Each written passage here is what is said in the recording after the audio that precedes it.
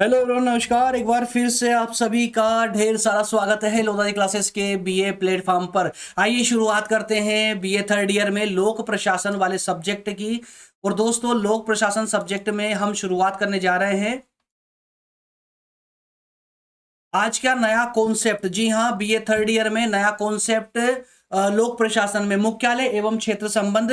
और दोस्तों, एक बात ध्यान रखिएगा, एग्जाम के पॉइंट ऑफ व्यू से अगर आप देखोगे तो ये टॉपिक, ये कॉन्सेप्ट बहुत इंपॉर्टेंट है, बहुत वैल्यूएबल कॉन्सेप्ट है। तो आइए शुरुआत करते हैं। हाँ, एक बात ध्यान रखिएगा, इससे पहले 9 लेक्चर हमारे हो चुके हैं। न्यू बैच मैंने आप लोगों के लिए स्टार्ट की है, आगे बढ़ाना आप लोगों की जिम्मेदारी है। 10वां लेक्चर आज हम कंटिन्यू करने जा रहे हैं और इसमें हम मुख्यालय एवं क्षेत्र संबंधों पर जो है कंप्लीट डिस्कस करेंगे। आपके सिलेबस के अकॉर्डिंग क्लासेस हो रही है, चैप्टर वाइज चैप्टर क्लासेस चल रही है। इसमें कोई भी टॉपिक बीच में बंक नहीं है, याद रखिएगा, छोटा नहीं गया है। सारे कॉन्सेप्टों को मैं कवर करूंगा और एग्जाम आने से पहले मैं प्रॉमिस करता हूं आपके जितने भी सब्जेक्ट है सारे सब्जेक्ट में कंप्लीट करवाऊंगा, चाहे वो major, minor, open, elective, vocational, कोई सा भी आपका सब्जेक्ट हो। साथ में फाउंडेशन को भी हम कवर करेंगे, याद रखिएगा। चलिए फटाफट से स्टार्ट करते हैं। हाँ, लेकिन जिन दोस्तों को अभी तक पता नहीं है कि इस चैनल पर क्या ये टीचर पहली बार आया, मास्टर पहली बार आकर के सिर्फ लोक प्रशासन ही पढ़ा रहा है, जिन दोस्तों को इसे भ्रम में फंसे हुए हैं ना, जान लीजिए इस प्लेटफॉर्म पर, इस यूट्यूब चैनल पर 80 से ज्यादा सब्जेक्ट में अभी तक फ्री ऑफ कॉस्ट लॉन्च कर चुका हूं, अपलोड कर चुका हूं। नहीं देखे आप लोगों ने, देखना चाहते हो तो जाइए इस चैनल की प्लेलिस्ट में। यूट्यूब बाबा की कृपा से ना यहाँ पर बहुत सारे सब्जेक्ट में अब तक अपलोड कर चुका हूं, 80 से ज्यादा कर चुका हूं। इसमें जो भी आपके सब्जेक्ट हो ना, उन सब पर जो है आप लोग उनको सभी को कंटिन्यूसली देख सकते हैं। इसके अलावा कंप्लीट पीडीएफ कोर्स भी अवेलेबल है इस प्लेटफॉर्म का। लेना चाहते हो तो सेशन के आखिर तक बने रहिए, लास्ट में बताऊंगा ये आपको कंप्लीट पीडीएफ कोर्स किस प्रकार से मिलेगा। चलिए फटाफट बढ़ते हैं पहले तो अपने सेशन की ओर। दोस्तों, मैं फिर से रिवाइज करवा दूं, आप लोगों का आज का कॉन्सेप्ट है, आज का टॉपिक है जिसमें हम डिस्कस करने वाले हैं मुख्यालय एवं क्षेत्र और दोनों के मध्य में क्या संबंध है। ठीक है ना। तो मुख्यालय, लोक प्रशासन के अंतर्गत मुख्यालय और लोक प्रशासन के अंतर्गत क्षेत्र, दोनों में क्या संबंध है, दोनों क्यों जरूरी है, दोनों की क्या प्रासंगिकताएं हैं, क्या महत्व है, क्या अंतर है, फलाना ढिमका, सब कुछ कवर करेंगे आज के सेशन में। ध्यान रखिए क्या क्या कवर करने वाले। सबसे पहले तो इन दोनों का हम अर्थ समझने वाले, एकदम आसान भाषा में, जिसे आप हूबहू एग्जाम में छाप कर आ सकते हो अगर ये प्रश्न आप लोगों से पूछा जाए तो। पॉइंट नंबर 2 में हम बात करेंगे, यानी स्लाइड नंबर 2 में बात करेंगे मुख्यालय और क्षेत्र दोनों में क्या अंतर होता है। पॉइंट नंबर 3 में बात करने वाले हैं मुख्यालय और क्षेत्रों के बीच में क्या संबंध है। पॉइंट नंबर 4 में बात करेंगे मुख्यालय और क्षेत्रों के बीच में क्या तनाव भी हो सकता है, और क्या अगर हो सकता है तो वो तनाव कौन कौन से हैं, इस पर हमारी चर्चा होगी। पॉइंट नंबर 5 में सुदृढ़ संबंधों के लिए सुझाव भी होंगे जिन्हें आप एग्जाम में लिख करके एग्जामिनर को प्रसन्न कर सकते हो। जी हां दोस्तों, और अंत में हम निष्कर्ष को डिस्कस करके इस पॉइंट का, इस टॉपिक का जो है समापन करेंगे। क्लियर है। तो आइए एक एक करके इनको डिस्कस करना शुरू करते हैं। पॉइंट नंबर 1 से कहानी की करेंगे शुरुआत। एकदम बिल्कुल बेसिक से लेने वाला हूं, कुछ भी जल्दबाजी में नहीं होगा, कुछ भी जो है फटाफट ऐसे नहीं होगा कि आपको समझ ना आए और मास्टर आगे बढ़ता चला जाए, ऐसा नहीं होने वाला है। ये कॉलेज की नहीं, यूट्यूब की क्लास है, ध्यान रखिएगा। और YouTube पर एकमात्र ऐसा प्लेटफॉर्म है दोस्त जहां पर डिटेल में चैप्टर वाइज चैप्टर आप लोगों की क्लासेस ली जाती है। जी हाँ, YouTube पर बाकी आपको जाइए किसी प्लेटफॉर्म पर, मैं अपने आप की तारीफ नहीं करता हूं, बाकी आप सर्च कीजिए, देखिए कि आप बीए वाले बच्चों को कौन टॉपिक वाइज टॉपिक पढ़ा रहा हो। उस चैनल की लिंक मुझे जरा शेयर कर दीजिए, मैं भी उसका धन्यवाद कर दूंगा। चलिए तो शुरू करते हैं दोस्तों। मुख्यालय और क्षेत्र संबंधों के अर्थ से कहानी की शुरुआत करेंगे। किसी भी प्रशासनिक संगठन का कार्य क्षेत्र क्या होता है, बहुत व्यापक होता है। चाहे कोई सा भी प्रशासनिक संगठन हो, चाहे वो सरकारी हो चाहे वो निजी हो, प्रत्येक संगठन का जो कार्य क्षेत्र होता है वो बहुत व्यापक होता है। क्यों होता है व्यापक? क्योंकि उस संगठन या कहें कि उस संस्था जिसने अपना लक्ष्य तय किया है, उस संस्था का अपना जो लक्ष्य होता है ना, वो काफी व्यापक होता है। अब चूंकि बड़े लक्ष्य को प्राप्त करना चाहते हो तो आपका क्षेत्र भी तो बड़ा होना चाहिए ना भाई। कल से आप बीए कंप्लीट करने के बाद में आईएएस की तैयारी करोगे तो क्या आपको अपनी स्टडी का दायरा बढ़ाना नहीं पड़ेगा? बिल्कुल बढ़ाना पड़ेगा। उसी तरह से लक्ष्य के अनुसार ही आपका कार्य क्षेत्र डिसाइड होता है कितना बड़ा होना चाहिए। प्रशासनिक कार्यों को पूरे देश या राज्य में कुशलता पूर्वक चलाने के लिए संगठन को 2 भागों में बांटा जाता है। जी हाँ, अब देखिए कार्य क्षेत्र बड़ा है तो क्या पूरे कार्य क्षेत्र को एक संगठन संभाल ले, संभव नहीं है। इसलिए इस बड़े कार्य क्षेत्र को कवर करने के लिए इस संगठन को दो भागों में बांट दिया गया है। एक को क्या दिया गया है, मुख्यालय नाम दिया गया है, दूसरे को क्षेत्र दिया गया है। आसान भाषा में अगर मैं समझे, हम अपने पाठ्यक्रम के अनुसार समझे तो अब मेन जो हमारी कड़ी अटक जाती है ना, वो मुख्यालय और क्षेत्र पर ही अटक जाती है कि यार ये मुख्यालय क्या है और क्षेत्र क्या, बस एक बार इसका पता चल जाए फिर तो हम फाड़ डालेंगे इसको। तो फाड़ दीजिए, देखिए अभी आप समझ जाएंगे मुख्यालय और क्षेत्र दोनों में क्या। बहुत आसान सा कॉन्सेप्ट है, कोई डिफिकल्ट नहीं है। देखिए मुख्यालय आपने नाम तो सुना ही होगा, हो सकता है मुख्यालय आप लोग ज्यादा ना पढ़ते हो, लेकिन हेडक्वार्टर्स तो आपने सुनी रखा है ना। हेडक्वार्टर्स क्या होता है भाई, कोई भी कंपनी होती है, कोई भी संस्था होती है, सबका अपना अपना एक हेडक्वार्टर्स होता है। ठीक है, तो हेडक्वार्टर्स के अलावा क्या उसकी ब्रांचेस नहीं होती है,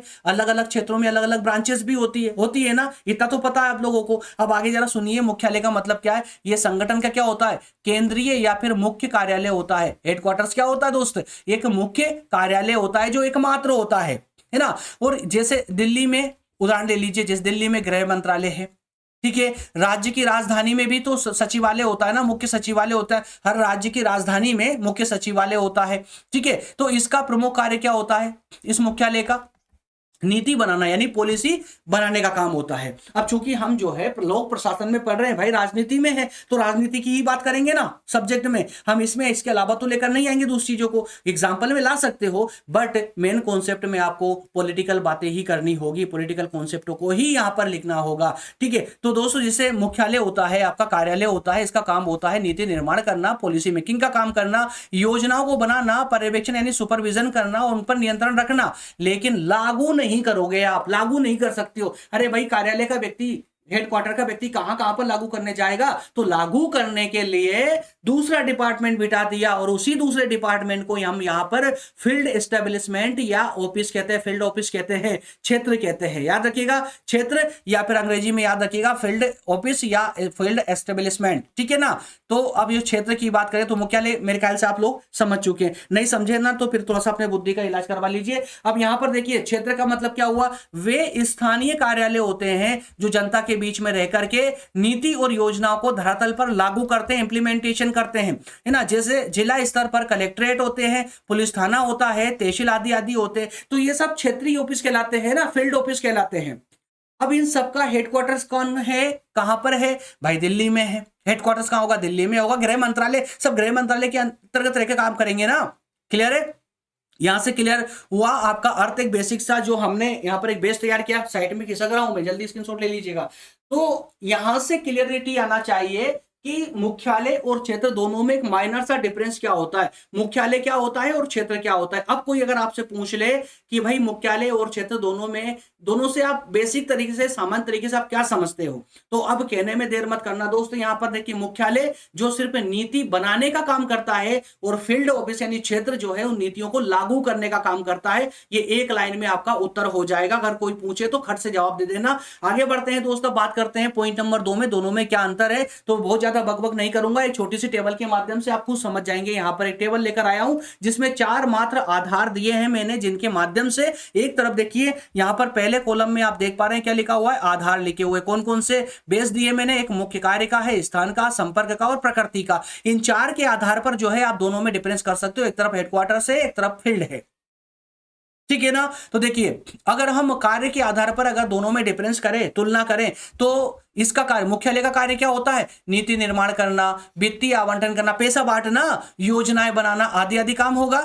ठीक है, उसी तरह से जो फील्ड में जो ऑफिस है, जो फील्ड में ऑफिस है वो क्या करेगा, इन नीतियों को लागू करेगा, जनता को सेवाएं देगा। क्लियर। वहीं अगर स्थान की बात करें तो प्राय देश या देश की राजधानी में इसका एक हेडक्वार्टर, एक ऑफिस होता है, जबकि क्षेत्रीय ऑफिस जो होते हैं राज्य के विभिन्न जिलों में हो सकते हैं, राज्य की तहसीलों में हो सकते हैं, गांव में भी फैले हो सकते हैं। ठीक है। संपर्क की बात करें तो उच्च अधिकारियों और सरकार के प्रत्यक्ष संपर्क में ये होते हैं, उच्च अधिकारियों और सरकार के प्रत्यक्ष संपर्क में रहता है हेडक्वार्टर्स। लेकिन क्षेत्र का जो ऑफिस होते, कार्यालय होते, क्षेत्रीय कार्यालय, वो आम जनता से सीधा कांटेक्ट में रहते हैं। प्रकृति की बात कर लीजिए पॉइंट नंबर 4 में, आधार नंबर 4 में, तो रणनीतिक और विचारात्मक जो है इनकी प्रकृति होती है, रणनीतिक होती है क्योंकि ये योजनाओं का निर्माण करती है, विचारात्मक होती है क्योंकि ये विचार करते हैं, सोचते हैं, थिंकिंग मशीन होती है ये। वही अगर हम क्षेत्रीय ऑफिस की बात करें, क्षेत्रीय कार्यालय की बात करें, तो व्यवहारिक और क्रियात्मक होते हैं। व्यवहारिक जनता से व्यवहार क्रिएट करने के लिए, और क्रियात्मक होते हैं अपनी जो हेडक्वार्टर से जो नीतियां आई है, जो योजनाएं आई है, उनको लागू करने के लिए। क्या बात समझ आई आप लोगों को? ठीक है, तो मुख्यालय और क्षेत्र के बीच में अंतर क्या हो सकता है, आप लोग यहाँ इस टेबल में देख पा रहे हैं। चलिए फटाफट से आगे बढ़ेंगे, पॉइंट नंबर 3 की ओर बढ़िए। मुख्यालय और क्षेत्र के बीच में संबंधों के प्रकार बताइए, दोनों में संबंध कितने प्रकार के हो सकते हैं? भाई अभी तक तो आपने तुलना कर ली, अब संबंध कौन बताएगा? मैं ही बताऊंगा ना। तो देखिए जरा, लोक प्रशासन में मुख्यालय और क्षेत्र संबंधों को मुख्य रूप से 3 प्रणालियों के द्वारा समझा जा सकता, 3 मॉडलों के द्वारा या 3 प्रणालियों के द्वारा। कौन कौन सी है भाई 3 प्रणाली? देखिए एक एक करके तीनों प्रणालियों को भी लपेट लेते हैं। देखिए पहली प्रणाली है कार्यात्मक प्रणाली। क्या है कार्यात्मक? जिसको फंक्शनल सिस्टम कहा जाता है। इसमें क्या होता है ना कि क्षेत्रीय कार्यालयों को अलग अलग कार्यों के लिए सीधे मुख्यालय से संबंधित विभागों से आदेश मिलते हैं। बात समझ रही है आपको? अलग अलग कार्यों के लिए जो ऑफिस होते हैं, क्षेत्रीय कार्यालय होते हैं, उनको अलग अलग जो मुख्यालय के जो विभाग है, यहां पर एक पॉइंट है, ध्यान सुनिएगा नहीं तो फिसल जाएगा दिमाग से। क्षेत्रीय कार्यालय है और मुख्यालय है। तो मुख्यालय भी ऐसा नहीं है कि मुख्यालय का एक हेड तो है, लेकिन उस मुख्यालय में भी अलग अलग डिपार्टमेंट होते हैं, और अलग अलग डिपार्टमेंट जो है अलग अलग क्षेत्रीय कार्यालयों को ऑपरेट करते हैं। तो यहां पर यही तो कहा जा रहा है कि कार्यात्मक प्रणाली में क्या होगा कि जो जो क्षेत्रीय कार्यालय होते हैं उनके अलग अलग काम उनको दिए जाते हैं, और उन अलग अलग कामों के लिए भी हेडक्वार्टर के जो अलग अलग डिपार्टमेंट है उनसे अलग अलग आदेश दिए जाते हैं। समझ गए? तो जो काम से संबंधित, कार्य से संबंधित जो क्षेत्रीय कार्यालय है, उसको उस डिपार्टमेंट से, मुख्यालय के उस डिपार्टमेंट से आपको आदेश मिलेगा। उदाहरण के माध्यम से समझिएगा। देखिए, जिले में शिक्षा विभाग का अधिकारी सीधे शिक्षा मंत्रालय निदेशालय के संपर्क में रहता है, और स्वास्थ्य अधिकारी सीधे किससे? स्वास्थ्य मंत्रालय के, है ना, अंडर में रहता है। तो भाई ये स्वास्थ्य मंत्रालय कहां पर होगा? अरे हेडक्वार्टर में तो होगा, अलग अलग डिपार्टमेंट के माध्यम से। क्लियर हुआ? तो अगर आपका काम कोई शिक्षा विभाग का काम है तो शिक्षा मंत्रालय के पास जाइए। स्वास्थ्य से अधिकारी कोई समस्या है, कोई काम है, तो स्वास्थ्य मंत्रालय उस काम को निपटाएगा। किसका? क्षेत्रीय कार्यालय के काम का। बात समझ आई? उसके अलावा जो दूसरी प्रणाली है, दूसरा मॉडल है, वो एकीकृत और प्रशासनिक प्रणाली कहलाती है। एकीकृत या प्रशासनिक, एडमिनिस्ट्रेटिव सिस्टम इसको कहते हैं। इसमें क्षेत्र स्तर पर एक मुख्य प्रशासनिक अधिकारी होता है। क्षेत्रीय स्तर पर, इसमें क्षेत्रीय स्तर पर एक मुख्य प्रशासनिक अधिकारी होता है, जैसा एक जिले का जिला कलेक्टर हो गया।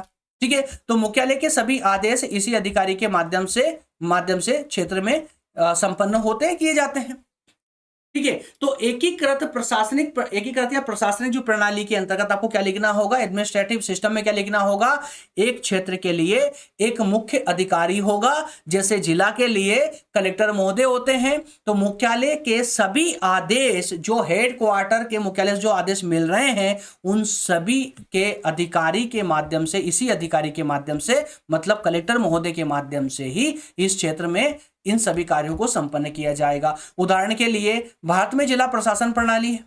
भारत में जिला प्रशासन प्रणाली है, डीएम महोदय, कलेक्टर महोदय के अंडर, जहां जिला मजिस्ट्रेट पूरे जिले के विभिन्न विभागों के बीच समन्वय स्थापित करता है। तो भाई जिले की पूरी जवाबदारी किसके पास में होती है? जिला कलेक्टर के पास होती है, जिसको अंग्रेजी में क्या बोल देते हैं हम? डीएम बोल देते हैं, संक्षेप में, शॉर्ट में, डिस्ट्रिक्ट मजिस्ट्रेट। ठीक है, जल्दी स्क्रीनशॉट ले लीजिए। अभी तीसरी प्रणाली बाकी है दोस्त, तीसरा मॉडल बाकी है। जल्दी चलिए कंटिन्यू करते हैं। तीसरा मॉडल, हो गड़बड़ हो गई। इसमें 3 मुख्य प्रणालियां हैं, इसमें से एक मिस हो चुकी है, कोई बात नहीं, मैं अगले सेशन में इसको करेक्ट करके बता दूंगा, करेक्ट करवा दूंगा इसको। यहाँ पर 3 मॉडल लिखे हुए हैं, लेकिन हमने 2 ही मॉडल, यहाँ पर हमारी पीपीटी टीम थोड़ी सी मक्कार होती नजर आ रही है, थोड़ा सा, है ना, गड़बड़ कर दिया उसने, एक मॉडल को हटा दिया है। इट्स ओके, कोई बात नहीं है, मैं कल वाले सेशन में एक्स्ट्रा ला करके उसको ऐड करवा दूंगा, आप निश्चिंत रहे। चलिए आगे बात करेंगे हम मुख्यालय और क्षेत्र के बीच तनावों की। अंतर हो गया, तुलना हो गई दोनों में, संबंध हो गए दोनों में। अब मुख्यालय और क्षेत्रीय कार्यालयों के बीच में तनाव किस काम को लेकर के उठ रहे हैं, कौन कौन से तनाव हो सकते हैं? आइए सारे तनावों को पहले हम ओपन कर लेते हैं और फिर ले लेते हैं पेन, क्योंकि ये पेन बाबू है ना, जैसे ही मैं इसका प्रेजेंटर का बटन दबाता हूं ना, ये पेन गायब हो जाता है। इसको वापस लाने के लिए वापस से बार बार टुच टुच करना पड़ता, तब जाकर के पेन आता है, इसलिए छोड़िए इसको। डायरेक्टली हम पूरा ओपन कर लिया, पेन ले लिया। चलिए कहानी की करते हैं शुरुआत। मुख्यालय और क्षेत्रों के बीच में तनाव। ठीक है, क्या तनाव? तो मुख्यालय का अत्यधिक नियंत्रण, तो हमेशा क्षेत्रीय जो कार्यालय रहते हैं ना, उनका हमेशा क्या रोना रहता है कि यार हमें मुख्यालय ना बहुत ज्यादा हम पर जो है सुपरवाइज करता, हमको बहुत ज्यादा नियंत्रण कर लेता हम पर। तो मुख्यालय अक्सर जमीनी हकीकत जाने बिना कठोर नियम बना देता है। अब यार देखिए, क्षेत्र की क्या समस्या है, क्या वास्तविक परिस्थितियां कौन सी है, मुख्यालय तो नहीं जानता। कौन जानता है? क्षेत्रीय कार्यालय जानता है, क्षेत्रीय कार्यालय में काम करने वाले अधिकारी जानते हैं।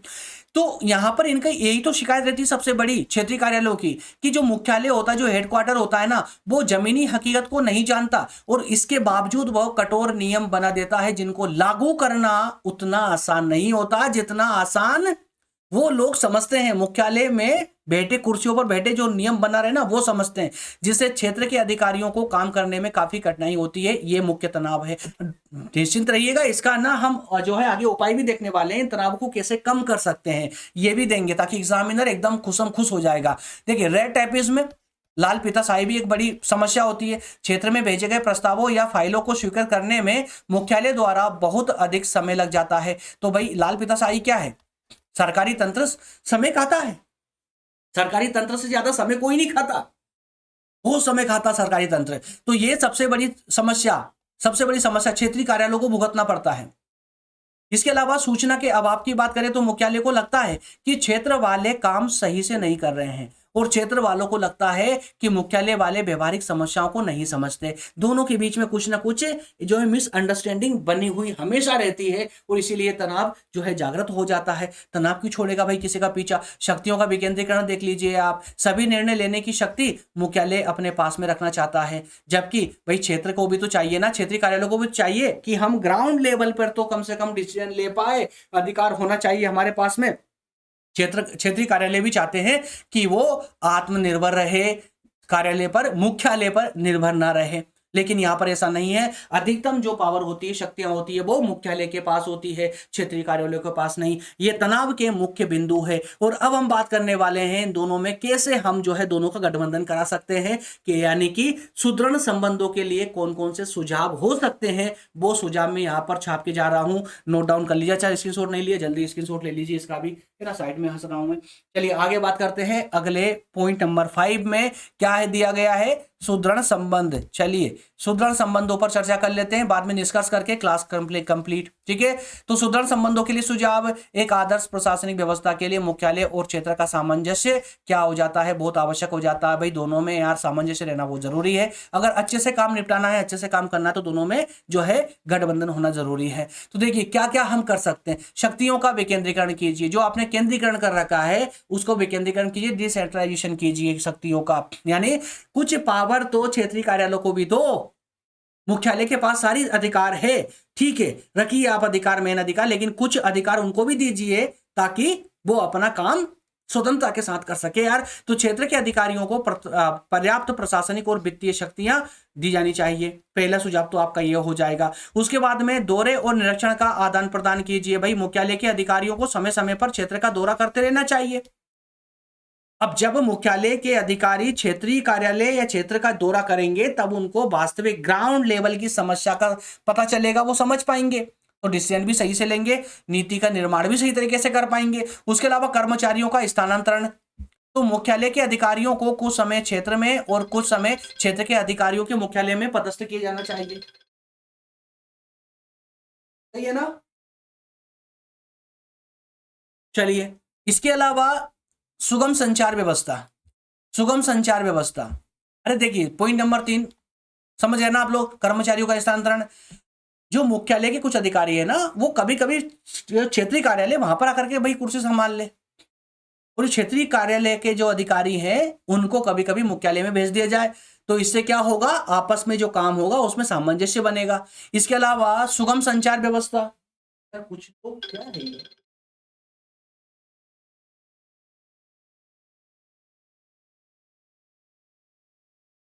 ये आप में से किसी का एक का कॉल है, स्टूडेंट्स के कॉल है? आप लोग भी ध्यान रखिए, अगर एक बार कॉल को अगर डिस्कनेक्ट, क्योंकि मोबाइल मेरे अंडर में रहता है, कॉल को अगर डिस्कनेक्ट कर दिया जाए ना, तो कुछ देर थोड़ा सा इंतजार कर लें। हो सकता है जैसे आज मैं डिस्टर्ब हुआ हूँ, क्लास चल रही है, क्लास के बीच में कॉल एक बार काट दिया, मैसेज डाल दिया भाई बाद में बात करेंगे, उसके बाद भी फिर से कॉल कर दिया।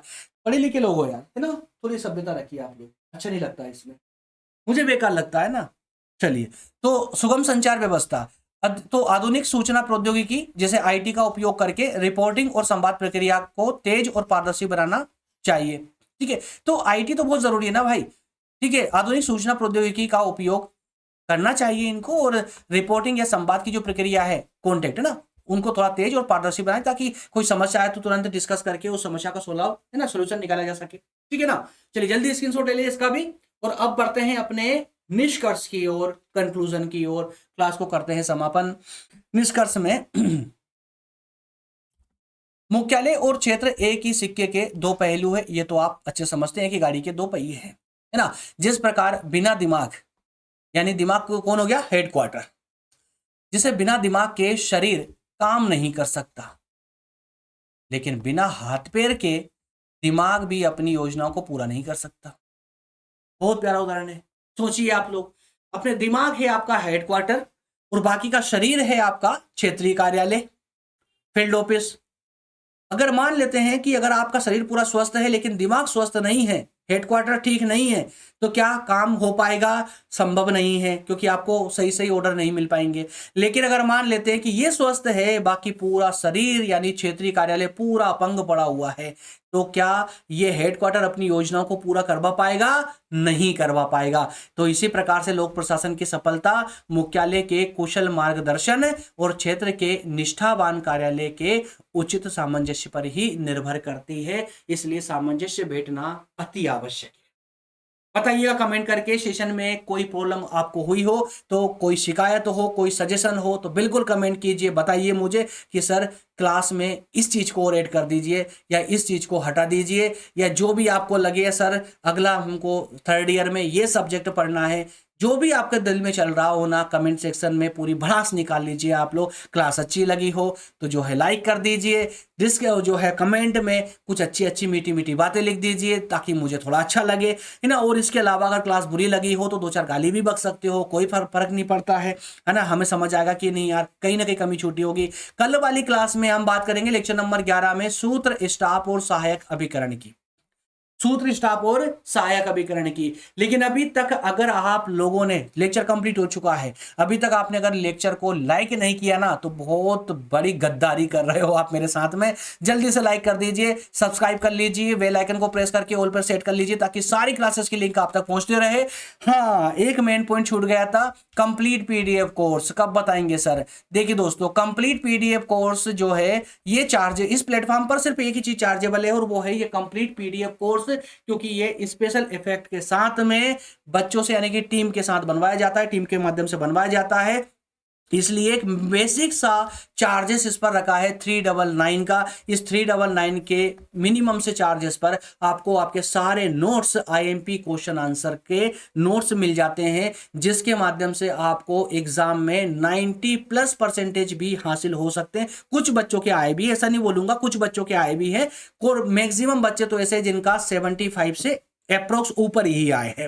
इन्हीं नोट्स के माध्यम से अगर ये कोर्स अगर आप ले लेते हैं तो मार्केट से कोई अन्य वस्तु खरीदने की जरूरत नहीं पड़ेगी, कोई किताब खरीदने की जरूरत नहीं पड़ेगी। कैसे मिलता है ये सब्सक्रिप्शन 399 का, तो इस सब्सक्रिप्शन के लिए आपको इसके पेज का स्क्रीनशॉट लेना पड़ेगा और इस नंबर पर व्हाट्सअप करना पड़ेगा। जैसे आप व्हाट्सअप करोगे, हमारी टीम के द्वारा व्हाट्सअप पर आपको रिप्लाई किया जाएगा, आपसे पूछा जाएगा आपके कौन कौन से सब्जेक्ट है वगैरह वगैरह, सारी बातें आपके व्हाट्सअप पर हो जाएगी। वो बहुत आसानी से 2 से 5 मिनट के अंदर आपको सब्सक्रिप्शन मिल भी जाएगा। सेशन अच्छा लगा तो दोस्त लाइक जरूर कर देना, और लगता है आप लोगों को कि हमें सारे सब्जेक्ट इसी मास्टर के पढ़ना है तो जल्दी से सब्सक्राइब जरूर कर लीजिएगा। मिलेंगे नेक्स्ट लेक्चर में। आप सभी का और इस यूट्यूब महोदय का बहुत बहुत धन्यवाद कि इन्होंने हमें अपना एक प्लेटफॉर्म दिया जहां पर अपने विचार हम व्यक्त कर सकते हैं आप लोगों के साथ में आकर, और आप लोगों को पढ़ा पा रहे हैं। आप सभी का और बहुत बहुत धन्यवाद कि आप सेशन के आखिर तक बने रहे हैं। मिलेंगे कल वाले सेशन में। बहुत बहुत धन्यवाद, नमस्कार।